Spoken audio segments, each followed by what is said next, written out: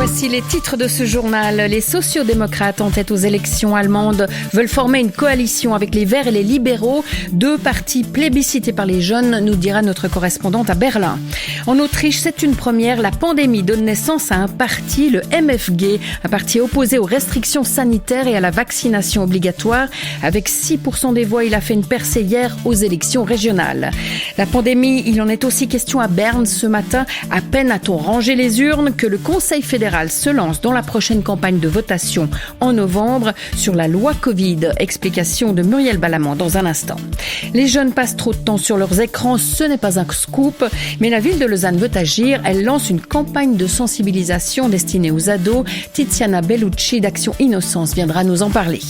Nous irons aussi à Saint-Marin qui a accepté à une très large majorité le droit à l'avortement, une révolution pour ce petit État bastion du catholicisme. Et puis nous irons en Angleterre où les stations-service sont à sec. Au sec, nous le resterons au moins jusqu'à ce soir. Soleil et nuages se partageront le ciel jusqu'à mercredi. Seul le Valais reste bien ensoleillé. La vie des princesses au Moyen-Âge, ce n'était pas un conte de fées. Une publication scientifique récemment sortie décrit le quotidien des femmes à la maison de Savoie, à l'époque où le château de Chillon était sous sa domination. On en parle en fin de journal avec une de ses autrices, Nathalie Roman. Nous vous ouvrons donc ce journal avec l'Allemagne. En ce lendemain d'élection, le candidat social-démocrate Olaf Scholz a annoncé ce matin vouloir former une coalition de gouvernement avec les Verts et les libéraux du FDP. C'est la première manche du jeu de poker entre les deux grands partis allemands, SPD et CDU, qui tous les deux revendiquent le poste de chancelier.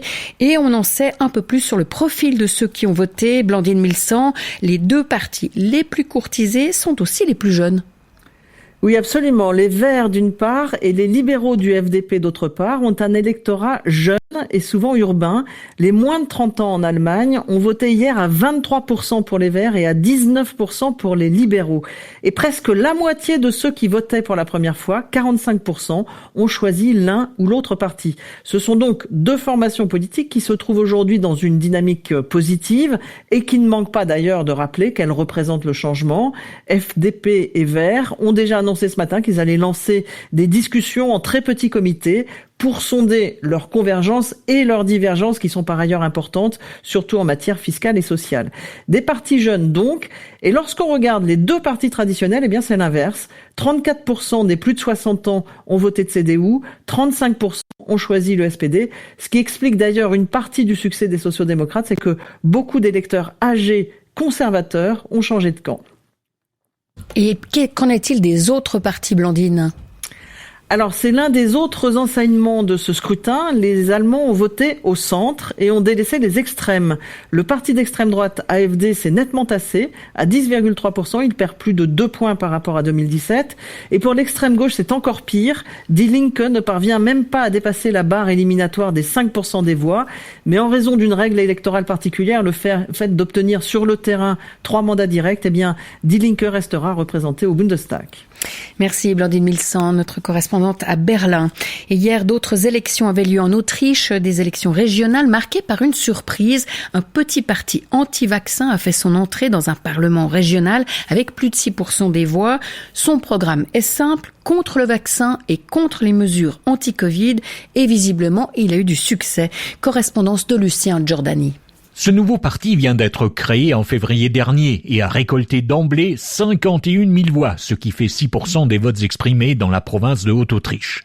Une campagne électorale minimale, uniquement sur Internet. Une grande partie de l'électorat sont des jeunes qui ont voté pour la première fois. Pour eux, il s'agit de protester contre les mesures anti-Covid sans pour autant se retourner vers l'extrême droite. Ils s'élèvent contre le nouveau pass sanitaire qui doit entrer en vigueur à partir du mois prochain. Ainsi, seules les personnes vaccinées ou guéries pourront accéder aux stades de football et aux grandes salles de spectacle. Par ces mesures, le gouvernement veut imposer le vaccin. Nous n'avons plus la liberté de choisir, peut-on lire sur les réseaux sociaux. Mais ils sont aussi contre le port du masque qui, selon eux, n'empêche pas le virus de circuler. Lucien Giordani pour RTS Info, Vienne. Voulez-vous qu'il soit possible d'utiliser le certificat Covid au-delà du mois de mars 2022 ? Oui, répondent en chœur le Conseil fédéral et les cantons. Ils ont défendu ce matin en conférence de presse la loi Covid révisée sur laquelle nous voterons le 28 novembre prochain. Un deuxième référendum contre la loi Covid a abouti sous l'impulsion des Amis de la Constitution. Alors Muriel Balamand, vous êtes l'une de nos correspondantes au Palais fédéral. Le gouvernement a été très clair, nous avons besoin de cette loi. Une nouvelle fois, oui, le gouvernement est venu ce matin défendre cette loi votée par le Parlement. Une nouvelle fois, car souvenez-vous, en juin, la population avait déjà dit oui à la loi Covid. Il s'agit aujourd'hui de voter sur sa version révisée, celle que le Parlement a approuvée en mars. Et dans cette loi révisée, l'extension des aides financières pour l'économie, mais surtout le certificat Covid. Gouvernement et cantons soutiennent cette loi, notamment car elle contient la base légale de ce certificat. Si c'est non, le 28 novembre, il n'y aurait plus de certificat Covid dès le mois de mars de l'année prochaine, un an après l'approbation de la loi. Et pour le Conseil fédéral, c'est très clair, on a besoin de ce certificat Covid, en tout cas pour l'instant. Il empêche les fermetures des commerces, permet certaines activités et c'est également ce qui permet de voyager à l'étranger. Alain Berset, ministre de la Santé. La votation de novembre réglera ce qui se passera au-delà du 19 mars 2022, à un moment où très vraisemblablement le certificat n'aura d'utilité plus que sur le plan international. Je le formule ainsi parce que je pense que c'est la réalité, je pense que c'est la vérité. On verra bien en mars où nous sommes, mais je pense que c'est le cas. Ce facteur de stabilité et de contact international, il est important pour nous. Et pour pouvoir voyager, pour pouvoir fonctionner aussi sur le plan économique, pour pouvoir avoir ces échanges, pour que les touristes puissent venir chez nous dans de bonnes conditions. Plus de certificat Covid pour aller au restaurant ou au cinéma en mars, donc, prévoit le Conseil fédéral, mais toujours pour les voyages. Or, sans cette loi, il ne serait plus possible d'établir des certificats Covid, pas même pour les voyages à l'étranger, selon le Conseil fédéral. Muriel Balamand de notre bureau du Palais fédéral. D'après le CREA, l'économie suisse est entrée dans une nouvelle zone d'expansion. Pourtant, les incertitudes liées à la pandémie sont toujours présentes. Il n'empêche, le baromètre conjoncturel calculé par l'Institut lausannois est repassé au-dessus de la barre des 100 points et il s'approche des phases de croissance soutenues constatées entre les années 2000 et 2007. Dans le canton de Fribourg, on connaît depuis une demi-heure le nombre de candidats aux élections du Conseil d'État de novembre prochain. Il y en aura 19. Ce sera donc une élection, Maurice Doukas, particulièrement ouverte. Oui, il y aura de nombreuses places à prendre ou à reprendre au sein du Conseil d'État fribourgeois. Il y a tout d'abord les candidats qui se représentent. Il s'agit du socialiste Jean-François Steyert, du radical Didier Castella et des centristes Jean-Pierre Siguen et Olivier Curti. Mais ce qui suscite une énorme convoitise, ce sont surtout les sièges occupés jusqu'ici par les membres du gouvernement qui ne briguent plus de nouveaux mandats, comme la socialiste Anne-Claude Demierre, le radical Maurice Ropra et le centriste Georges Godel. Compte tenu de cette configuration politique, d'importants changements pourraient donc intervenir. Alors, ça voudrait dire, Maurice, que de nouvelles formations pourraient entrer au sein du collège gouvernemental ? Absolument. Le contexte politique est par exemple très favorable aux écologistes. Il est tout à fait possible que la candidate verte Sylvie Bonvin-Sansonance décroche un siège. Les écologistes opéreraient ainsi en retour au Conseil d'État fribourgeois après une absence de 4 ans. Mais au sein de l'UDC, on a aussi de fortes velléités de s'emparer d'un fauteuil gouvernemental. Celui qui pourrait avoir toutes ses chances serait Philippe Demierre. Son profil, disons, assez œcuménique, pourrait plaire au-delà de sa famille politique. Oui, un contexte qui pourrait être très favorable aux Verts et ou à l'UDC. Oui, ces formations politiques peuvent très bien cette année envisager d'entrer au gouvernement et ce d'autant plus que le centre et le parti radical sont surreprésentés au sein du Conseil d'État par rapport à leurs forces politiques. Il y a actuellement 3 centristes et 2 radicaux et un de ces sièges pourrait bien leur échapper en novembre prochain. Merci Maurice Doukas. Je vous le disais dans les titres, la ville de Lausanne lance une nouvelle campagne de sensibilisation aux écrans. Elle s'adresse aux jeunes et à leur entourage et elle est menée en partenariat avec Action Innocence. Tiziana Bellucci, bonjour. Bonjour. Alors vous êtes en direct du casino de Montbenon où vient de se terminer votre conférence de presse. Vous êtes directrice d'Action Innocence qui promeut un usage sain et modéré des écrans. Alors, toutes sortes d'actions vont être menées dans cette campagne pour que les jeunes utilisent moins leurs écrans, des affiches, des scénettes dans les classes, des kits de prévention pour les enseignants. Mais finalement, c'est quel argument qui porte véritablement auprès des jeunes ? L'argument qui porte, en fait, c'est de leur dire qu'on n'est pas là pour interdire, mais on est plutôt là pour les accompagner dans leurs usages. C'est de trouver un équilibre, c'est de dire, ok, tu l'utilises beaucoup, mais il y a des moments où tu pourrais, où tu devrais faire sans écran pour pouvoir avoir des activités, des interactions autres qu'avec l'écran. D'ailleurs, une des mesures de votre campagne, c'est la prévention par les pairs, hein?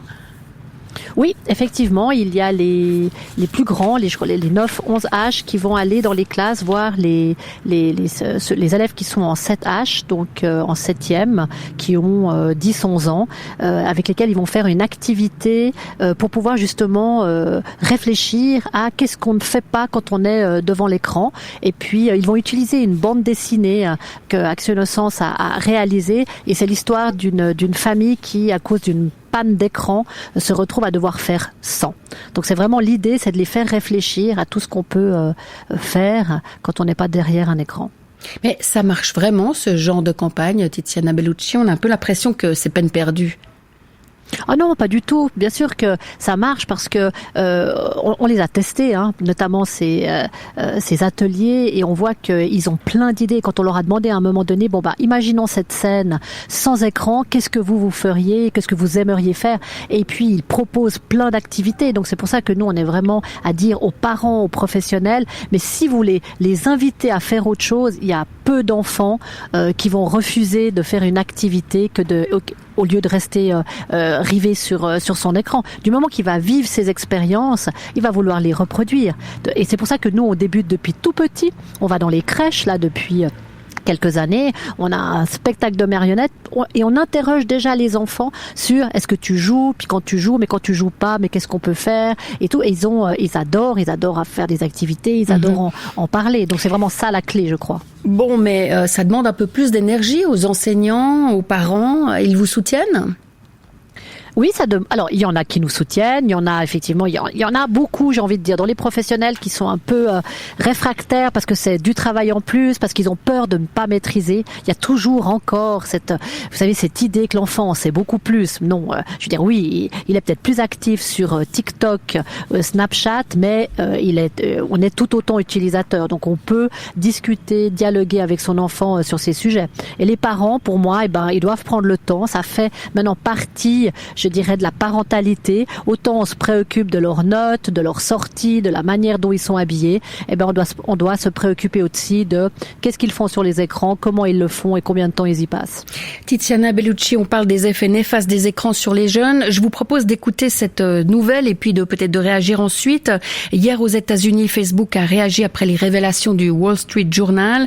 Le quotidien annonçait que le propriétaire d'Instagram était parfaitement au courant de l'impact négatif du réseau social sur la santé mentale des ados. Miruna Koka-Cosma. Oui, Facebook savait qu'Instagram aggrave les problèmes d'image corporelle pour une adolescente sur 3. Le réseau social empire les taux de dépression et d'anxiété selon le quotidien américain, mais le géant des médias sociaux assure que non. Il le dit dans un communiqué publié hier. Facebook estime que le Wall Street Journal a mal interprété ses recherches, que les données étaient sorties de leur contexte. Une attitude qui rappelle à certains celle utilisée par l'industrie américaine du tabac, qui a longtemps nié le caractère cancérigène de ces produits alors qu'elle en avait la preuve depuis les années 50. Mais la ligne de défense, on reconnaît que tout n'est pas rose, mais on vous promet qu'on va s'améliorer et peut-être en train d'évoluer.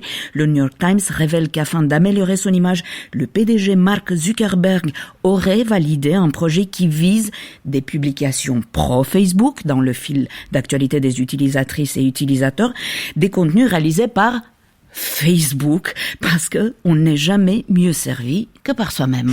Merci Miruna.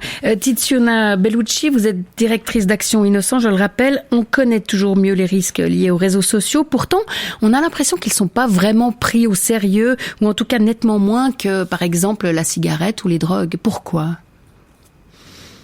Parce que peut-être on est toujours en train de réagir. Je veux dire, c'est nouveau, il y a toujours des nouvelles applications. Alors bon, Facebook, vous allez me dire, c'est pas nouveau, mais il y a toujours des nouvelles activités à faire, des nouvelles fonctions. Et puis on réagit toujours après. Je dirais, là, on est vraiment. Alors qu'ils disent ne pas le savoir. Bien sûr, on le sait. Il y a des études qui le démontrent sur les effets négatifs de l'usage et des smartphones et des applications. Donc ça, c'est absolument pas nouveau. Mais on est vraiment dans une logique de réagir. On lance une application, on essaie d'attirer le plus de monde possible, et puis après on se dit oups, il va peut-être falloir l'adapter parce que il y a des jeunes. On se dit toujours, on pensait pas que les enfants allaient l'utiliser, on pensait pas que les ados. Mais à la base, ils le savent pertinemment que c'est fait aussi pour eux, puisque ils veulent les capter, ils veulent les garder. C'est leur futur client pour la suite.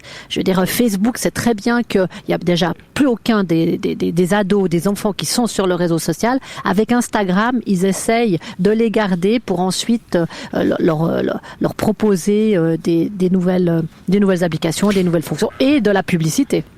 Très bien, Tiziana Bellucci, je vois que Miruna Coaca-Cosma, qui est dans ce studio, approuve, opine du chef à ce que vous dites. Vous pouvez nous rappeler quand démarre cette campagne à destination des adolescents pour la ville de Lausanne ? Elle démarre aujourd'hui, il y aura des actions et demain il y aura aussi une journée connexion dans les écoles, et puis elle va durer toute l'année scolaire. Il y aura même des piqûres de rappel en mars et juin 2022, donc voilà, on a le temps de la découvrir et puis de s'y mettre tranquillement. Tiziana Bellucci, directrice d'Action Innoscience, je vous remercie d'avoir passé quelques minutes en notre compagnie dans ce journal. Bonne journée à vous. Merci.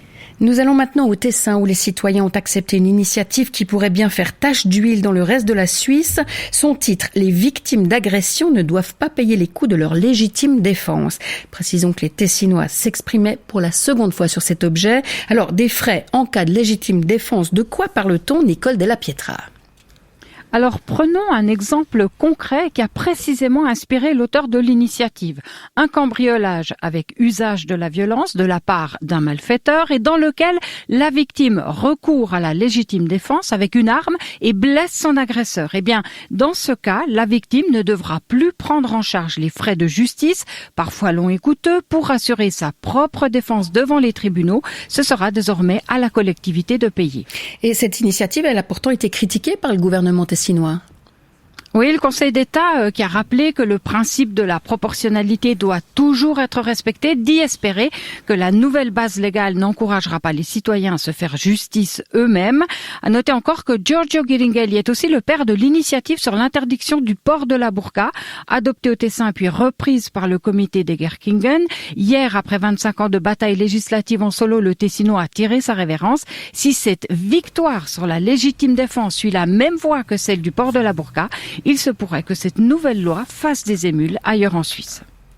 Nicole Della Pietra en direct du Tessin, merci. On va un petit peu plus au sud avec ce référendum historique hier à Saint-Marin, micro-État enclavé dans l'Italie. Dans cette petite république à forte tradition catholique, plus de 3/4 des électeurs ont accepté de légaliser l'avortement. Saint-Marin, c'était un des derniers États d'Europe avec Malte, Andorre et le Vatican à interdire entièrement l'interruption volontaire de grossesse. À Rome, une correspondance d'Éric Joseph. C'est au terme d'une campagne référendaire très tendue, avec un clergé local mobilisé en première ligne, que la légalisation de l'avortement a finalement été largement approuvée par les Saint-Marinais. La législation en la matière était jusqu'à hier l'une des plus dures d'Europe, avec interdiction de recourir à l'interruption de grossesse, même en cas de viol, d'inceste, de maladie du fœtus ou de danger pour la mère. L'avortement était un crime passible d'une peine de prison allant jusqu'à 3 ans pour la femme et 6 ans pour le médecin qui le pratiquait. Dans les faits, il fallait se rendre en Italie et payer jusqu'à 2500 € pour avoir recours à l'IVG. L'Union des femmes saint-marinaises a jugé qu'il était temps de mettre fin à cette pratique. Ce sont elles qui ont organisé ce référendum et aboli ainsi une loi contre l'avortement qui datait de 1865. Éric Joseph, RTS Info, Rome.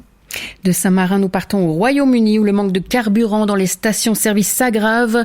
Au moins 50% des enseignes sont à sec ce matin. La cause, ce sont les difficultés d'approvisionnement qui, elles, sont dues à un manque de chauffeurs routiers. Et cette pénurie, elle nourrit un vent de panique chez les automobilistes, sans parler des embouteillages dans les stations-service. À Londres, Catherine Illich. Les appels du gouvernement à ne pas céder à la panique sont restés lettre morte. Depuis 4 jours, les Britanniques se ruent vers les pompes à essence, craignant de ne plus pouvoir faire le plein. L'origine du problème est logistique. Il n'y a pas assez de chauffeurs routiers pour acheminer le carburant des raffineries vers les stations-service. Une pénurie de main-d'œuvre qui s'est empirée sous l'effet conjugué de la pandémie et du Brexit. Mis sous pression depuis plusieurs mois, le gouvernement a fini par céder en ouvrant temporairement les vannes de l'immigration. 5000 visas pourront être délivrés à des chauffeurs étrangers pendant 3 mois. Encore faut-il qu'ils répondent à l'appel. Brian Madison, président de l'Association des stations d'essence britanniques, est sceptique. Le manque de chauffeurs de poids lourds s'observe dans tout le continent. L'Allemagne, la Pologne, l'Italie, la France, ils ont tous des problèmes. Combien de chauffeurs pourrons-nous attirer à nouveau pour 3 mois ? Car une durée de 3 mois, c'est tout ce que le gouvernement a accordé. Combien voudront revenir pour une période si courte et combien seront directement opérationnels ? Nous n'en savons rien. Pour tenter de débloquer la situation, le gouvernement a aussi exempté les distributeurs de carburant des règles de la concurrence afin qu'ils puissent livrer en priorité les zones où la pénurie est la plus sévère. Et si cela ne suffit pas, il n'exclut pas de recourir aux chauffeurs de l'armée pour rétablir l'approvisionnement. Catherine Illich, RTS Info, Londres. Le Liban souffre lui aussi d'une grave pénurie de carburant, nous en avons déjà parlé dans ce journal, et cette pénurie a des effets sur la rentrée scolaire. Les élèves du public devaient retrouver les bancs de l'école aujourd'hui, mais à la dernière minute, le ministre de l'Éducation l'a reporté à dans 2 semaines en théorie. Laure Stéphan, vous êtes notre correspondante à Beyrouth. C'est vraiment la crise économique qui est à l'origine de cette décision ? C'est ainsi en tout cas que le ministre de l'Éducation justifie le report. Il fait face à la fronde des enseignants qui ont organisé des sit-ins ces dernières semaines en demandant une hausse des salaires. Leur valeur s'est en effet effondrée avec le plongeon de la monnaie locale. Et puis se pose le problème du transport, en plus des pénuries. Le prix des carburants a flambé, un coût difficile à assumer pour les familles et pour les enseignants. Le report de la rentrée ne concerne que les jeunes du public, soit moins d'un tiers des élèves, car au Liban, la majorité fréquente le privé. C'est une tendance historique qui perdure, même si des familles ont basculé du privé vers le public à cause de la crise. Il y a donc un risque que les inégalités entre privé et public se creusent. Malheureusement, oui. Les élèves du privé sont eux déjà rentrés à l'école. Les différences dans l'apprentissage vont s'aggraver. Cela fait 2 ans que l'enseignement est perturbé à cause de l'instabilité liée aux manifestations de l'automne 2019, puis à cause du Covid. La quasi-totalité de l'enseignement s'est faite en ligne l'année passée, mais les élèves du public qui sont les plus défavorisés ont eu peu ou pas d'accès faute de support numérique. Face à la crise économique, les grands établissements privés sont capables de faire jouer les solidarités, mais pas le public ni les petites écoles du privé, quasi gratuites. L'année s'annonce chaotique. Face au risque de déscolarisation, les ONG locales se mobilisent pour des parrainages ou du soutien scolaire. Laure Stéphan, en direct de Beyrouth, merci. Le 12-30, Sylvie Lamblay. Vous écoutez le 12-30, on a beaucoup parlé de mariage dans le cadre des votations d'hier. On va maintenant parler du mariage au Moyen-Âge, ce que les contrats de mariage nous apprennent sur la vie des femmes. Dans la Maison de Savoie, Nathalie Roman, bonjour. Bonjour. Vous êtes historienne, chargée de cours aux universités de Lausanne et de Neuchâtel. Et puis vous êtes co-autrice avec Fanny Abbott d'un livre publié récemment, Vie de princesse, les femmes de la Maison de Savoie, 13e au 16e siècle. Merci d'être avec nous dans ce journal. Alors avec vous, on fait un grand saut dans le passé. Le mariage à cette époque, 13e, 16e, ça n'avait rien à voir avec aujourd'hui. On se mariait tôt déjà. On se mariait très tôt, effectivement. Donc Fanny Abbott, qui est historienne, moi je suis historienne de l'art, a beaucoup travaillé sur cette question. Et effectivement, les mariages, en tout cas pour les femmes aristocrates, puisque nous parlons de la Maison de Savoie, ce sont des mariages arrangés parfois dès le plus jeune âge, presque à la sortie du berceau, tant pour les hommes que pour les femmes, et donc l'objet de très longues négociations aussi, puisque le mariage ensuite peut être consommé beaucoup plus tard. Quelques exemples, par exemple Yolande de France, qui va rejoindre la cour de Savoie à l'âge de 2 ans. aussi pour acquérir une culture savoyarde, faire partie des us et des coutumes de sa cour future en tant que duchesse de Savoie. Après, son mariage sera consommé à 17 ans. Finalement, un âge pas si tôt pour nos critères actuels. Ça, c'est un exemple, mais dans tout ce que vous avez étudié, il n'y a aucun mariage d'amour, c'est toujours un contrat. Alors, malheureusement, on n'a pas retrouvé de lettres d'amour, enfin pas encore. Le travail des sources peut toujours révéler effectivement des ressources intéressantes. Non, mais avant tout, le mariage est un contrat. C'est l'alliance entre deux maisons, deux dynasties, avec un objectif politique. Il n'empêche qu'il peut y avoir des histoires d'amour derrière ce mariage, mais ce n'est pas sa vocation première. Alors, vous avez pour la première fois synthétisé les recherches autour de ces femmes de la maison de Savoie. Qui étaient-elles? Vous nous avez donné un exemple, mais c'était des princesses, vous dites vite princesses, des duchesses. Voilà, alors elles sont toutes princesses, certaines même filles de rois, comme Anne de Chypre, et donc elles viennent donc d'autres dynasties, donc à l'extérieur de la Savoie, comme leur nom l'indique. Yolande de France, Anne de Chypre, et elles sont donc promises à devenir l'épouse du futur régnant, et donc comtesse ou duchesse selon l'époque, puisque ça a changé en Savoie. Et quelles étaient leurs fonctions ou leurs activités? Alors, leurs fonctions, lorsque, on va dire, le comte et le duc est vivant, a priori, elles n'ont pas de fonction politique. En Savoie, on a éloigné les femmes de la fonction politique avec une loi salique, comme en France, à partir surtout du début du XIVe siècle. Ça ne veut pas dire qu'elles n'avaient pas d'influence. Ça ne veut pas dire qu'elles n'avaient pas d'influence, mais il faut aussi savoir qu'elles avaient même du pouvoir.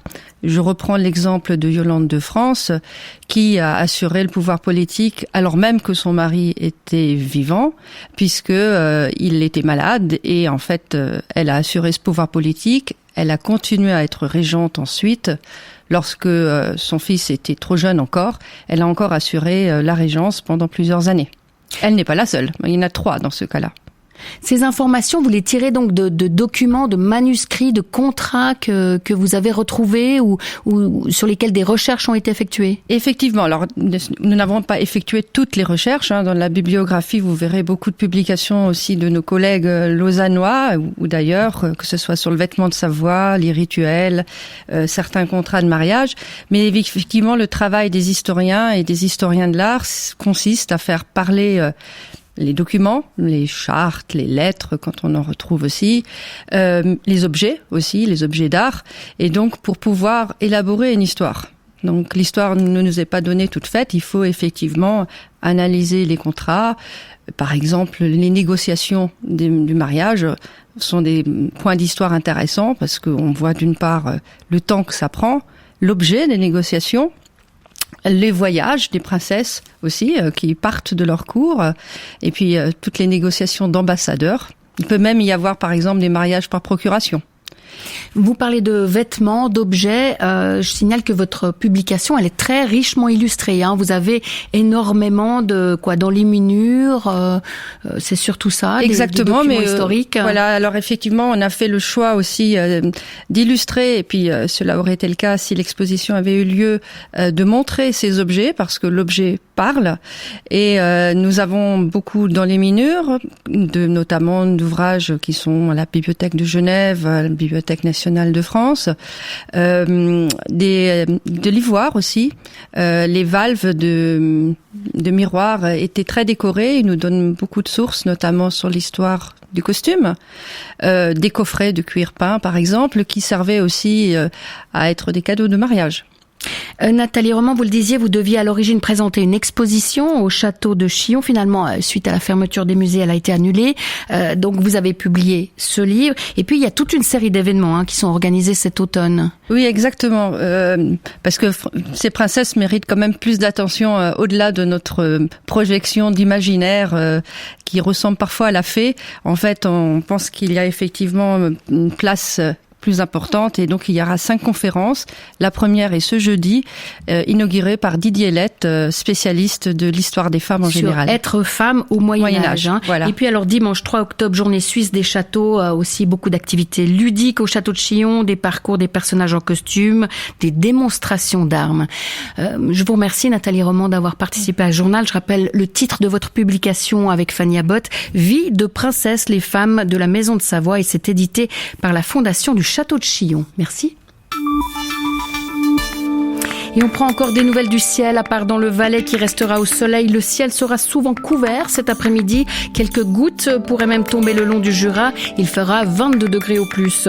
Ce soir et cette nuit, la pluie pourrait s'étendre aux autres régions. Demain, toujours des nuages le matin, du soleil en Valais. Un peu plus frais avec 12 degrés à l'aube et 20 au maximum. Mercredi, encore gris l'après-midi. Retour du soleil pour jeudi et vendredi. Voilà, c'est la fin de ce journal. Je vous remercie de votre attention. Nous avions la technique, le plaisir d'avoir la complicité de Fabrice Araldi et de Ludovic Lavra. Et puis à l'édition, il y avait notre collègue Josiane Perret. Merci à elle. Très bon après-midi à l'écoute de la première. Il est tout juste 13h.